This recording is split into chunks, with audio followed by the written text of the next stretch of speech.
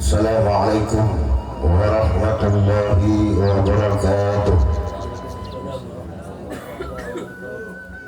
Alhamdulillah rabbil alamin wal 'aqibatu lil muttaqin wala 'udwana illa 'alal zalimin.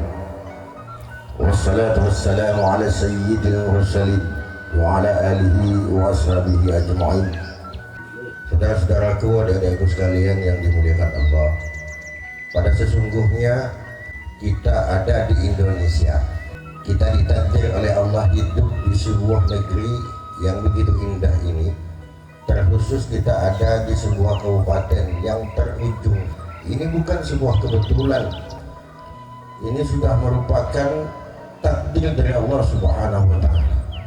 Ketika manusia 4 bulan ada di kandungan ibunya, itu telah datang takdir Allah Subhanahu wa Ta'ala. Ketika jasad mulai dibentuk oleh Allah Subhanahu wa Ta'ala, meskipun pada sesungguhnya roh manusia itu tidak ada yang tua, tidak ada yang muda, sama. Ayah kita, kakek kita, nenek kita, rohnya sama, usianya sama, diciptakan sama oleh zat yang sama, yaitu Allah Subhanahu wa Ta'ala. Sayaqulu subhanahu minan nasi ma wallahum an qiblatihim allati kanu 'alaiha. Sesungguhnya manusia, roh ini diciptakan sama usianya. Ayah saudara dengan roh saudara itu sama usianya. Hanya yang beda adalah ketika roh itu masuk ke dalam tubuh manusia, itu perbedaannya. Itu mengartikan bahwa manusia itu pada dasarnya dia mempunyai tanggung jawab yang sama, dia punya kewajiban yang sama, dia juga mempunyai hak yang sama. Itulah di dalam Islam kita kenal dengan al-adalah. Oleh karenanya di dalam majelis ini saya ingin mengajak kepada saudara-saudaraku para pemuda ini. Pemuda itu adalah harapan bangsa. Tidak ada orang tua harapan bangsa, yang ada itu pemuda harapan bangsa. Karena di tangan kalian, di tangan kita ini para pemuda, masa depan agama kita, di tangan kita masa depan negeri kita. Ketika kita berbicara pemuda, maka kita akan berbicara satu kesatuan negara. Karena negara tidak akan bisa tegak tanpa adanya pemuda. Ketika negara itu pemudanya baik, insya Allah negaranya akan baik. Coba kita lihat hari ini betapa banyak negara akan menjadi hancur lebur. Kenapa? Karena pemudanya tidak baik, pemudanya tidak dibina dengan baik, sehingga semuanya akan hancur lebur. Maka kita berbahagia ada Kopsus seperti ini, pemuda-pemuda seperti ini, seperti yang ada di luaran sana. Mereka keluyuran yang tidak tentu, tidak ada manfaat, tidak ada faedah yang bisa diambil, tapi kita semua bisa berkumpul di sini di majelis ini dalam rangka untuk mengajawantahkan, melaksanakan dari ajaran-ajaran dari agama kita, agama Islam, dan tuntunan yang telah digariskan oleh baginda Rasul Sallallahu Alaihi Wasallam. Kalian, di tangan kalianlah nasib negeri ini, di tangan kalianlah nasib kampung kita ini. Benar bahwasanya Islam itu tak akan pernah mati dari bumi ini. Islam is never die, dia tidak akan pernah mati. Al-Islamu ya'lu la yu'la. Islam itu tidak ada yang melebihi Islam. Artinya Islam tidak akan pernah punah dari bumi ini sampai hari kiamat. Tapi tidak pernah ada jaminan Islam itu tetap di Kabupaten Ketapang ini. Tidak pernah ada jaminan Islam tetap di Bintang Ser. Tidak pernah ada jaminan Islam tetap di Kinjil Pesisir. Tidak ada jaminan. Yang menentukan Islam itu tetap jaya atau tidak, yang menentukan adalah kita semua para pemuda ini. Boleh saja silahkan Anda cari kekayaan sebanyak-banyaknya, silahkan Anda menambang buana kemanapun Anda suka, tapi ingat bahwa kalian itu adalah pemuda harapan bangsa. Jangan lupakan agamamu, jangan lupakan ajaran nenek moyangmu. Kita harus bersifat moderat. Konservatif jangan, karena konservatif itu orang akan terbelakang. Dengan konservatif orang tidak akan punya perkembangan, dia hanya begitu-begitu saja. Jangan kolot kita jadi pemuda. Tak boleh kita konservatif, tapi harus moderat. Moderat itu adalah tengah. Jangan terlalu kita merendah diri, tapi juga kita jangan juga terlalu menyombongkan diri, meninggikan diri. Liberal jangan, harus moderat, sikap tengah. Itu yang harus dilakukan oleh seorang pemuda. Kalau di dalam kata ulama, di dalam kitab itu dijelaskan al-muhafadzatu 'alal qadimi wal akhdhi bi dalil asl.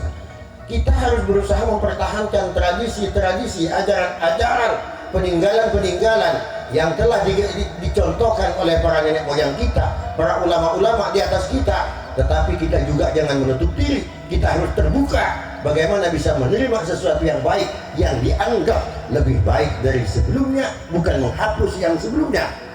Kalau ada budaya, ada tradisi, ada ubudiyah, ada ritual-ritual ibadah yang sudah kita lakukan selama ini dari nenek moyang kita, telah dicontohkan oleh para ulama, pertahankan, namun dikemas dengan baik. Contohnya seperti ini, ada majelis pemuda dinamai Kopsus. Ini adalah dalam rangka memoles, dipoles bagaimana agar menjadi kekinian. Karena Anda semua yang hadir ini adalah para ashabul kahfinya di zaman Nuh, kalau istilah sekarang. Jadi ashabul kahfi zaman Nuh itu adalah termasuk Kopsus ini, pemuda-pemuda ini. Kalau dulu ashabul kahfi dia berjuang mempertahankan agama, mereka itu mempertahankan agama, itu berjuang dari pemimpin-pemimpin yang zalim. Kalau hari ini tugas kita adalah bagaimana mengisi agama ini, melaksanakan ajaran agama, bagaimana kita mengabdi kepada negara dan bangsa ini sehingga kita akan damai, hidup kita damai, ibadah kita damai, dan kehidupan kita akan rukun selamanya, senang. Kita Ashabul Kahfi hari ini, Ashabul Kahfi itu 350 tahun berjuang melawan kedoliman. Di salah satu riwayat itu diceritakan Ashabul Kahfi itu ada 7 orang, 7 orang dengan satu pengikutnya itu dari binatang. Apa? Dia itu anjing, namanya Kifir. Jadi anjingnya itu namanya Kifir. Kemana-mana Ashabul Kahfi ini bergerak, dia berjuang mempertahankan agama, memperjuangkan agama. Kifir ini ikut terus, kemana-mana ikut, hingga akhirnya nanti di akhirat termasuk dari salah satu binatang yang nanti akan masuk surga adalah anjingnya Ashabul Kahfi ini. Selain itu juga semutnya Nabi Nuh, ontanya Nabi Soleh, itulah binatang-binatang nanti yang akan masuk. Terus burungnya Nabi Sulaiman, burung hudhud, itu termasuk yang masuk surga. Padahal binatang tidak hak untuk surga, tidak ada. Surga itu hanya milik manusia dan jin.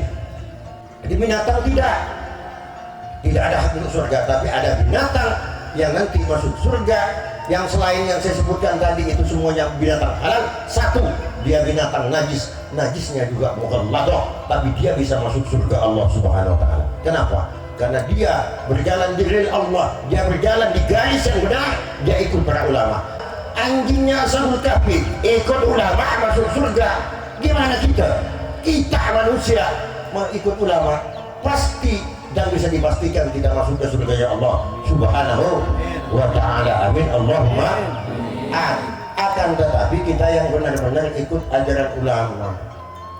Hari ini hati-hati kita para pemuda. Saya ingin ingatkan kepada kalian, pengaruh globalisasi ini, pengaruh kemodernan ini sangat rentan untuk kita. Kalau dasar agama kalian lemah, kalian akan mudah untuk terpengaruh. Banyak ajaran, banyak paham hari ini yang sebenarnya mereka tampilkan itu begitu manis, semanis gula, tetapi sesungguhnya dia itu adalah racun yang akan membinasakan kita. Hati-hati. Banyak ajaran hari ini ya seperti itu. Maka ada majelis seperti ini, kita seminggu sekali ketemu seperti ini. Ini adalah dalam rangka membentengi jiwa kalian, keimanan kalian, keteguhan kalian di dalam agama. Agar apa? Agar tidak mudah terpengaruh oleh paham-paham yang tidak benar. Tidak semua ajaran, tidak semua paham itu benar. Kita harus bernasab, harus bernasab. Tidak hanya keturunan darah kita yang harus bernasab, tapi berguru juga kita harus bernasab itu. Kalau kita bernasab berguru, sampai ingin belajar ke Kiai Musle. Sekarang pemimpin kita itu Kiai Musle. Kiai Musle itu dari gurunya, gurunya Kiai Musle itu dari gurunya, sampailah kepada Rasulullah, sampailah kepada Allah Subhanahu wa ta'ala. Itulah adalah nasab keguruan. Kalau ada nasab keguruan, nanti kita itu yang ada yang bertanggung jawab nanti di akhirat di hadapan Allah Subhanahu wa taala. Siapa pemimpin kamu di dunia? Kiai Muslim. Kiai Muslim, kamu siapa pemimpinnya? Disebut gurunya sampai ke Rasulullah. Kalau sudah jelas siapa di atas kita, tak bingung nanti mereka masukkan kita ke surga. Tapi kalau guru Anda tak jelas, nanti gimana jawabnya? Siapa guru kamu? Kiai Google. Kiai Google siapa gurunya? Telkomsel. Tak nyambung. Tidak ada yang bertanggung jawab nanti di hadapan Allah Subhanahu wa taala. Ketika kita ikut mazhab, ketika ikut pemimpin kita para ulama salafus sholihin, jangankan benar, salah sekalipun kita akan dimasukkan ke surga oleh Allah Subhanahu wa taala. Karena tingkat mujtahid, orang mujtahid itu salah pun dia benar dapat 1 pahala. Kalau benar dapat 2, salah dapat 1 tingkat mujtahid. Orang mujtahid ini minimal dia harus hafal 150.000 hadis. Betul mungkin. Tidak ada yang sekelas Imam Syafi'i itu, tidak ada. Sekelas Imam Malik itu tidak ada hari ini. Oh, dia kan juga manusia. Kenapa kita ikut manusia? Kenapa tak ikut Rasulullah? Kalau ada orang berkata seperti itu, orang bodoh namanya. Betul, Imam Syafi'i juga manusia, Imam Malik juga manusia, Anda juga manusia, tapi beda manusianya. Kalau Imam Syafi'i ini, dia orang ahli neraka dekat dengan pada Allah Subhanahu wa taala. Imam Syafi'i itu hamilnya 3 tahun ketika lahir, 4 tahun di dunia, jadi 7 tahun hafal Quran sudah. Jadi hamilnya Imam Syafi'i itu 3 tahun di dalam perut ibu. Kita berapa? Coba tak kena sengang bulan. Atau apa ada bagi Imam Syafi'i? Mana pada Imam Syafi'i? Oke, mana saya Imam Syafi'i? Ayat kursi jam apa? Itu Imam Syafi'i, kelas mujtahid sudah itu. Imam Syafi'i itu Allamahnya Imam Syafi'i ini, kalau baca kitab dia di belakang lembarannya itu dibuka lembarannya, dilapisi di belakang gitu, harus dilapisi kertas yang tebal. Kenapa? Karena kalau tak dilapisi tembus. Lembar pertama, kedua itu tembus terbaca semua, tembus. Berarti kita sebenarnya muka doa ada yang tidak kecemataan. Jadi beda kualitas kita hari ini dengan Imam Syafi'i, dengan Maliki, Imam Hambali itu beda. Itu orang-orang pilihan dari Allah Subhanahu wa ta'ala. Maka kalau ingin selamat kita ikut para ulama. Ada sekarang paham, kita harus langsung ke Al-Quran, ke hadis. Tak perlu kita lewat ulama, langsung Quran dan hadis saja lebih aman. Kalau ada yang mengatakan seperti itu, kita tanya, Anda tahu tentang Al-Quran, bisa baca Al-Quran, bisa memahami Al-Quran, Anda bisa membaca hadis, bisa menafsirkan hadis, tahunya dari siapa? Ya dari ulama. Lebih tanda ke ulama. Itu salah saja, dia salah jalan, salah penafsiran. Makanya kita belajar ini harus bertahap. Seperti ini kita ada pengajian-pengajian seperti ini. Dalam rangka kita ini mengisi pikiran-pikiran kita ini. Agar apa? Agar nuansa yang ada di pikiran kita ini kita tidak terkontaminasi oleh hal-hal yang tidak benar. Agar kita betul belajar itu kepada ilmu-ilmu yang memang benar dan dibenarkan oleh Rasulullah Shallallahu Alaihi Wasallam. Cari guru yang benar-benar guru itu bisa membuat Anda paham, yang benar-benar membuat Anda alim, yang benar-benar bisa membuat Anda menjadi orang yang baik. Harus cari guru yang seperti itu. Jangan sembarang kita berguru. Nasab itu penting. Kayak Quran, kalau tak belajar dari ulama, kita mau belajar dari siapa? Al-Quran itu ketika diturunkan, sekarang yang Anda pegang itu adalah mushaf Quran itu. Yang disebut Quran itu adalah wahyu yang diturunkan Allah lewat malaikat Jibril kepada Rasulullah berupa suara. Itu Al-Quran. Yang kita pegang itu mushaf namanya. Dikumpulkan di masa Sayyidina Umar dan dibukukan di masa Sayyidina Utsman. Karena ulama tahu umat di akhir zaman ini bakal bodoh-bodoh. Akhirnya apa? Oleh ulama dikasihlah tanda baca, ada titiknya, ada harkat fathah, ada dhamma, ada kasrah.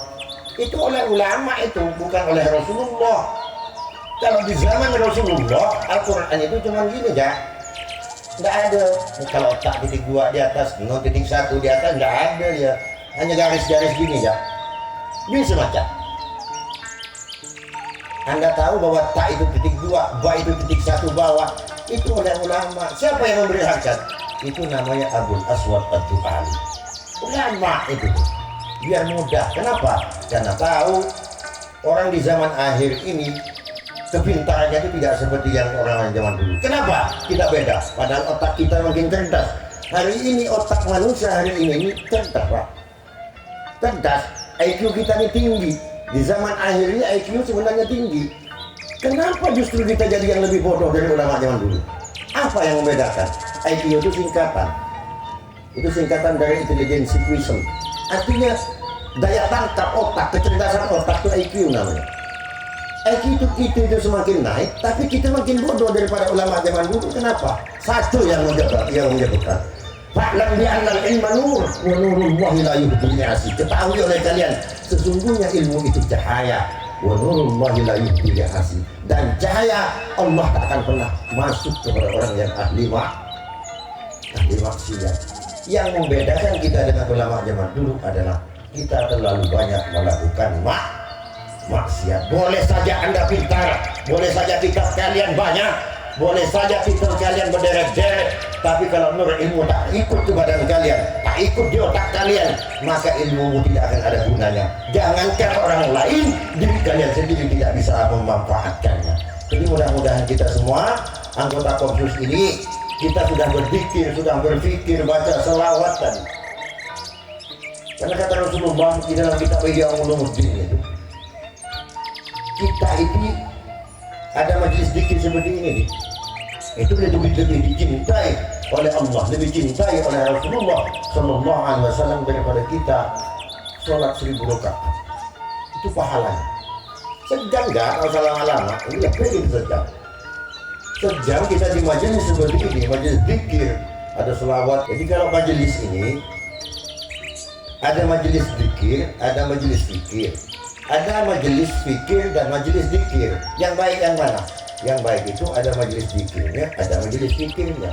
Kalau dipisah majelis fikir, ada majelis zikir, maka yang lebih dicintai oleh Rasulullah adalah majelis fikir. Yang di situ dijelaskan, yang di situ disampaikan tentang keilmuan agama. Maka jangan sampai kita punya majelis hanya wirid-wirid terus, tapi tidak ada kajian-kajian agamanya. Jangan sampai. Karena yang lebih dicintai Allah itu, lebih dicintai Rasulullah adalah yang ada majelis fikirnya. Kalau bisa yang sempurna itu ada zikir, ada fikir, ada pengajiannya seperti ini, ada penyampaian seperti ini. Itu kata Rasulullah lebih baik daripada Anda sholat 1000 rakaat. Coba apa jam 1000 rakaat mampu? Mampu semuanya? Tak akan mampu kita 1000 rakaat itu, tidak akan mampu. Siapapun yang ada di sini tidak akan mampu 1000 rakaat. Bukan selawat tua. Tak bisa. Itu pahalanya sama dengan, jadi kita sejam lebih nih, pahalanya kayak 1000 rakaat sudah, kayak ibadah 1000 rakaat. Ikan cek kewe dalil. Terus sabdur kendala pada 1000 rakaat kena udah jadi apa aja gitu. Mana mau nih beberapa hari, cukup beberapa hari aja. Itu pun salat sunnah ya, bukan salat wajib. Kewajiban itu 5 waktu itu modal, sementara sunnah itu adalah keuntungan. Kita ada dagang tuku modal 1 juta, pakun 1 juta, ya rugi. Nah ini untungnya, Mas Sudi ke pasar jual aja modal 1 juta jadi 3 juta. Nah itu untung namanya. Nah modalnya sholat fardu 5 waktu, keuntungannya yang seperti ini yang melipat ganda. Itulah diantara kenikmatan, diantara kelebihan kita menjadi umat Rasulullah Sallallahu Alaihi Wasallam. Umur kita pendek, orangnya kecil-kecil, tetapi ibadah kita dilipat gandakan. Yang kedua, keuntungan menjadi umat Rasulullah Sallallahu Alaihi Wasallam. Kalau kita melakukan dosa, tidak langsung diazab oleh Allah, tapi ditunda sampai napas ada di kerongkongan. Diberi kesempatan kita untuk bertobat.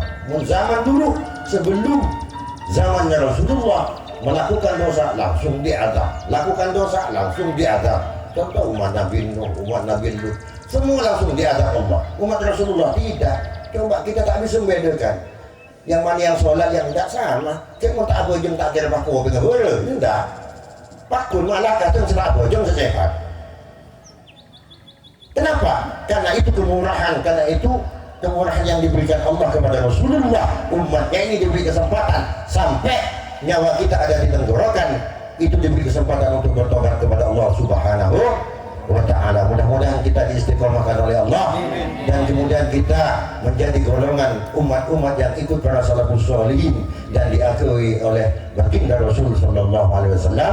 Amin ya rabbal alamin.